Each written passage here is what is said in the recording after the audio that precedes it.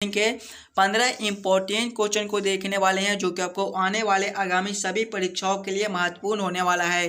सभी question important question है जो बार बार आपको एग्जाम में पूछे जाते हैं या फिर आने की संभावनाएं रहती है। सभी क्वेश्चन को हम लोग एकदम ट्रिक के साथ सॉल्व करने की कोशिश करेंगे, तो आप हमारे साथ अंत तक जरूर बने रहिएगा। आपको आने वाले आगामी सभी परीक्षाओं के लिए ये सारे क्वेश्चन महत्वपूर्ण होने वाले हैं। तो चलिए हम लोग 1 नंबर क्वेश्चन की ओर चलते हैं।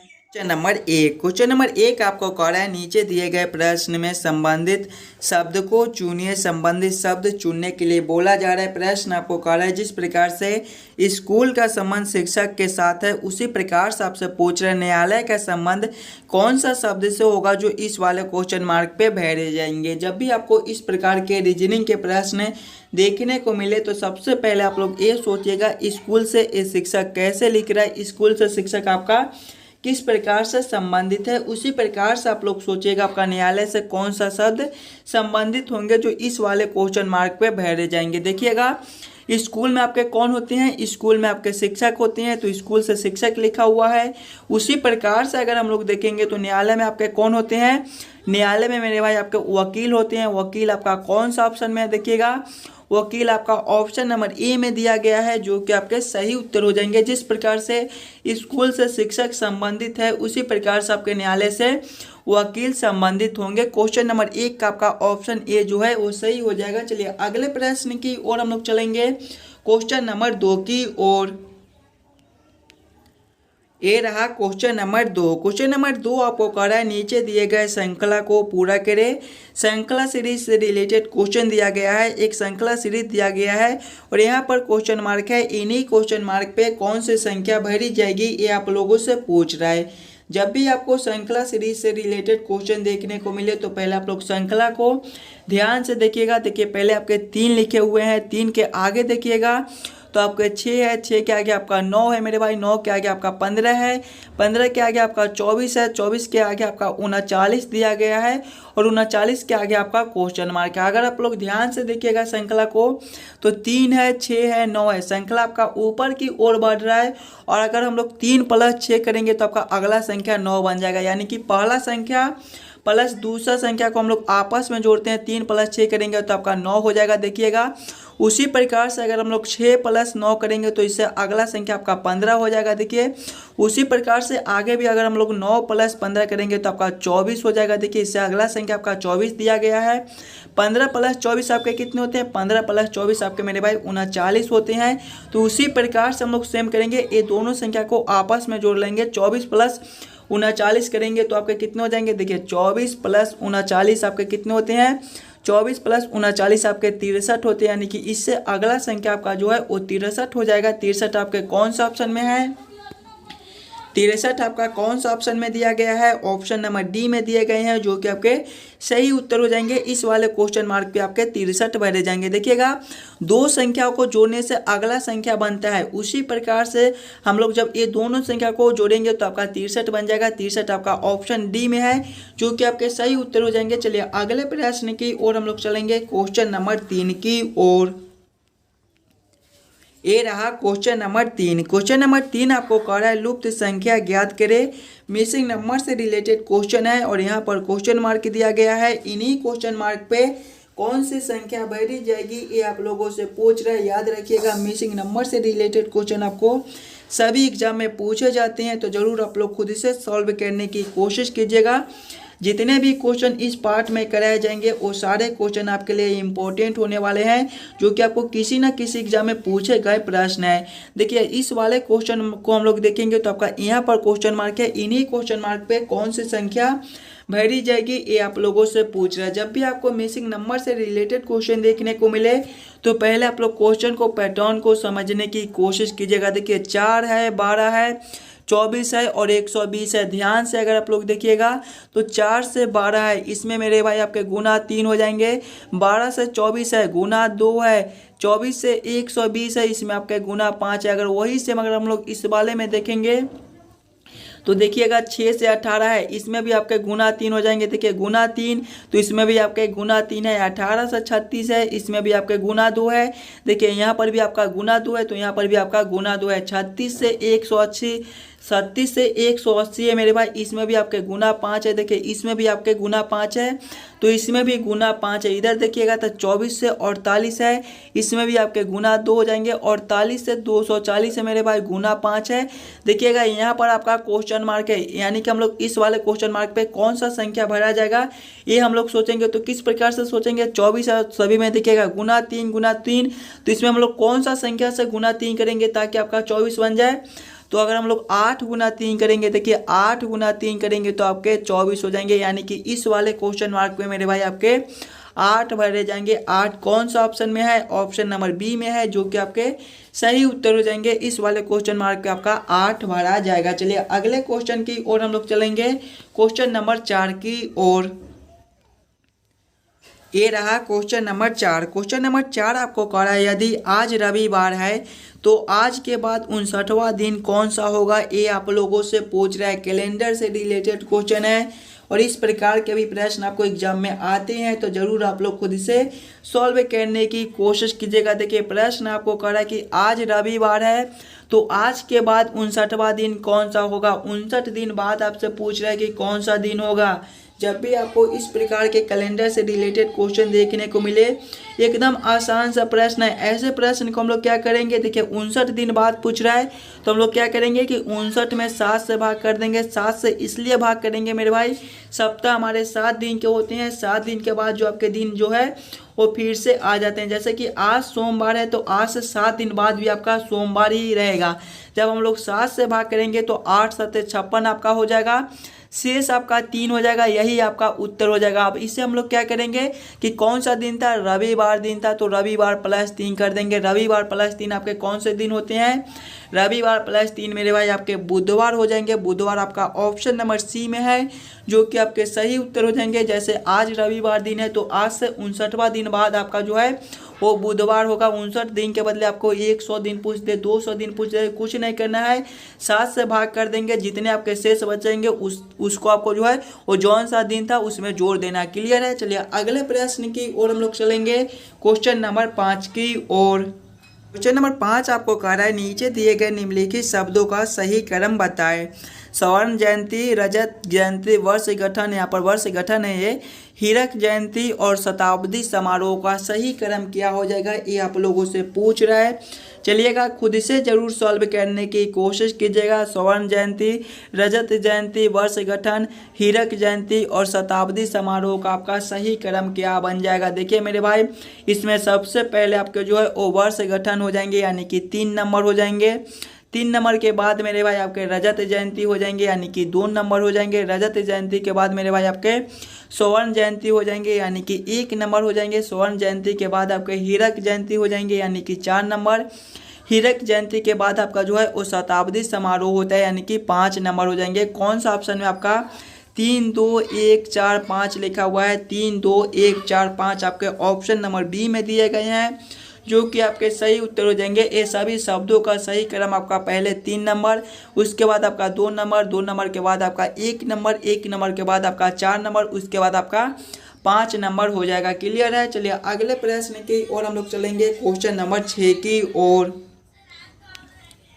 ये रहा क्वेश्चन नंबर 6। क्वेश्चन नंबर 6 आपको कह रहा है नीचे दिए गए प्रश्न में विषम अक्षरों को पहचान करें। विषम अक्षर चुनने के लिए बोला जा रहा है। प्रश्न आपको कह रहा है जिस प्रकार से ये 4 ऑप्शन दिए गए हैं, इन्हीं चारों ऑप्शन में आपके सबसे अलग ऑप्शन कौन से होंगे, ये आप लोगों से पूछ रहा है। पहले आप लोग चारों ऑप्शन को ध्यान से देखिएगा और समझने की कोशिश कीजिएगा। ये चारों ऑप्शन में आपके सबसे अलग ऑप्शन कौन से दिए गए हैं। ऑप्शन ए में देखिए AEI दिया गया है, ऑप्शन बी में IMQ, ऑप्शन सी में EIL, ऑप्शन डी में आपका MQU दिया गया है। ध्यान से देखिएगा मेरे भाई, तो ए से आपका ई लिखा हुआ है, इसमें आपके +4 हो जाएंगे, और ई से आई है, इसमें भी आपके +4 हो जाएंगे। आई से ए में मेरे भाई +4 है, एम से क्यू है, इसमें भी आपके +4 हो जाएंगे। फिर देखिएगा ई से आपका आई है, ई से आई है मेरे भाई, इसमें भी आपके +4 हो जाएंगे।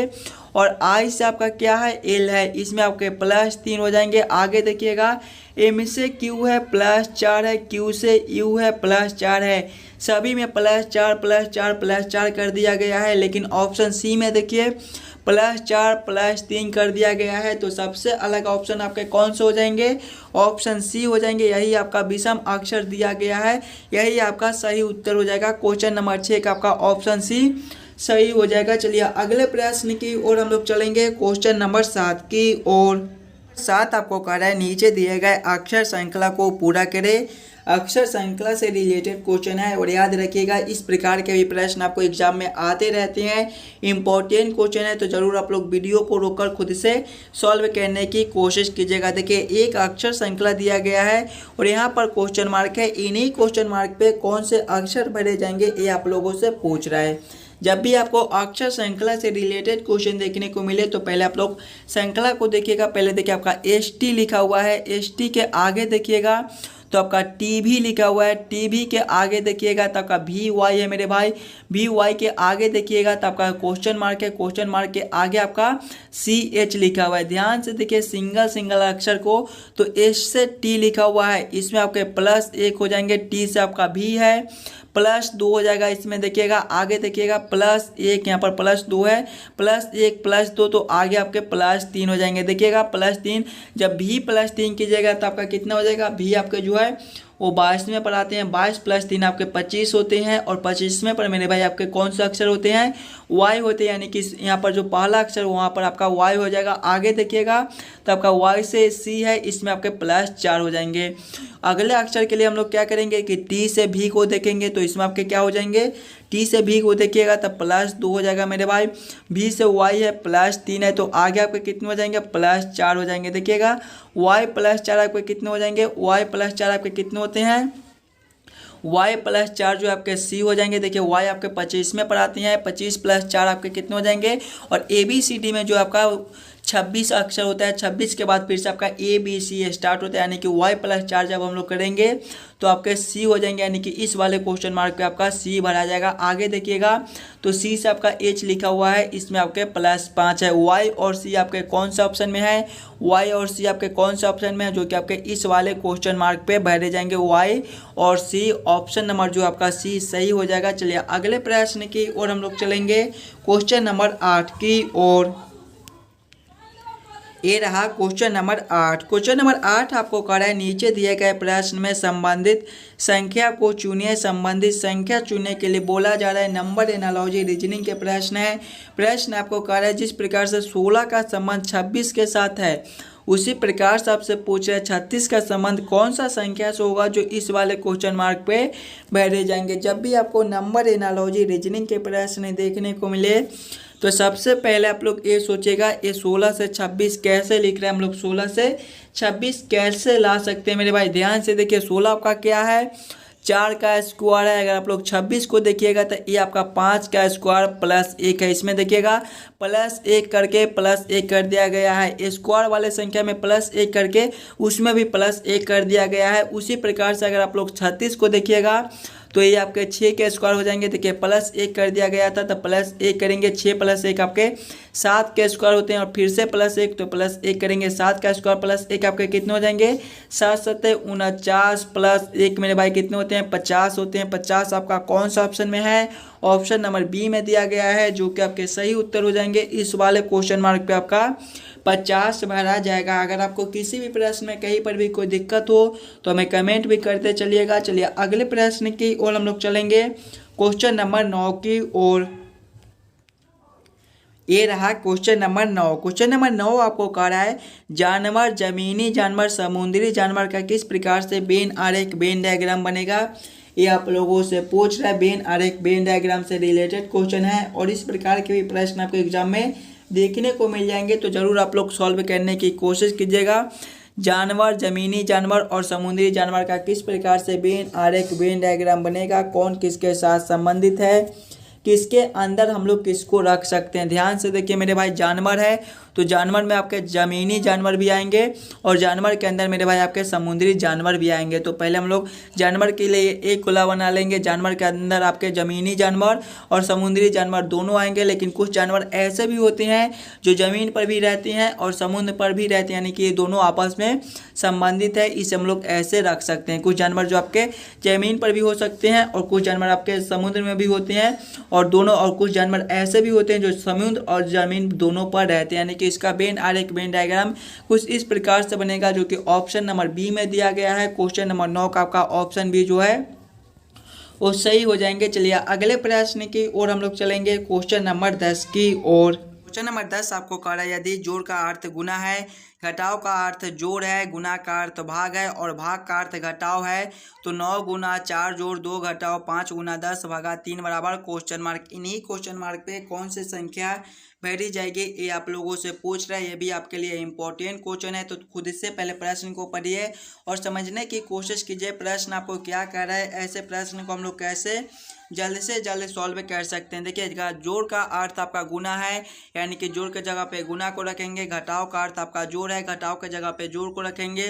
गुना का अर्थ आपका भाग है, यानी कि गुना के जगह पे भाग को रखेंगे और भाग का अर्थ आपका घटाव है, यानी कि भाग के जगह पे घटाव को रखकर इस समीकरण को हम लोग हल कर लेंगे। देखिएगा पहले आपका 9 गुना 4 है, 9 गुना 4 है, गुना का अर्थ आपका भाग है, तो यहाँ पर आपके भागा कितने हो जाएंगे 4 हो जाएंगे मेरे भाई। आगे देखिएगा आपका जोड़ है, जोड़ का अर्थ आपका गुना है, तो यहाँ पर आपके गुना 2 हो जाएंगे। उसके बाद आपका घटाव है, घटाव का अर्थ आपका जोड़ है, तो यहाँ पर आपके जोड़ 5 हो जाएंगे। उसके बाद गुना का चिन्ह है, गुना का अर्थ आपका भाग होता है, तो यहाँ पर आपके भागा 10 हो जाएंगे। उसके बाद आपका भाग का चिन्ह है, भाग का अर्थ आपका घटाव है, तो यहाँ पर आपके घटाव 3 हो जाएंगे। जब इस समीकरण को आप लोग हल कीजिएगा तो पहले आपके भाग के काम हो जाएंगे, उसके बाद गुना के, उसके बाद घटाव के, उसके बाद जोड़ के। पहले हम लोग भाग के काम करेंगे। देखिएगा 9 भागा 4 आपके कितने हो जाएंगे मेरे भाई 9 बटा 4 हो जाएंगे। आगे देखिएगा गुना करेंगे 2 प्लस करेंगे हम लोग 10 भागा 5 भागा 10 करेंगे, ये आपके 1 बटा 2 हो जाएंगे।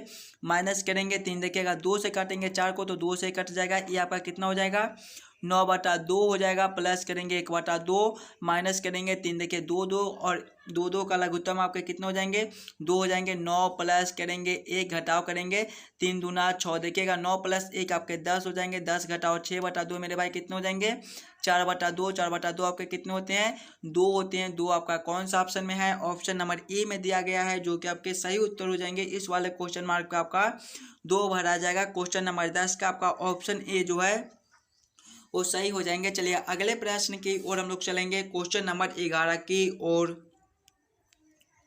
ये रहा क्वेश्चन नंबर 11। क्वेश्चन नंबर 11 आपका कथन निष्कर्ष से रिलेटेड क्वेश्चन है।